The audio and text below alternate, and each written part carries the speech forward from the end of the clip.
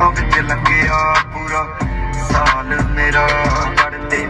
ਸੂਰਜ ਨਾਲ ਆਉਂਦਾ ਸੀ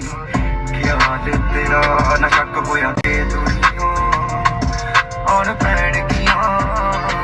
ਜਦ ਇਕੱਠਿਆਂ ਨੂੰ ਥੋੜਾ ਹੋ ਚਿਰ ਜਾਂਦਾ ਸਾਡਾ ਪਿਆਰ ਏਦਾਂ ਦਾ ਸੀ ਹੋ ਗਿਆ ਜਿੱਦਾਂ ਉਂਗਲਾਂ ਚੋਂ ਰੇਤਾ ਗਿਰ ਜਾਂਦਾ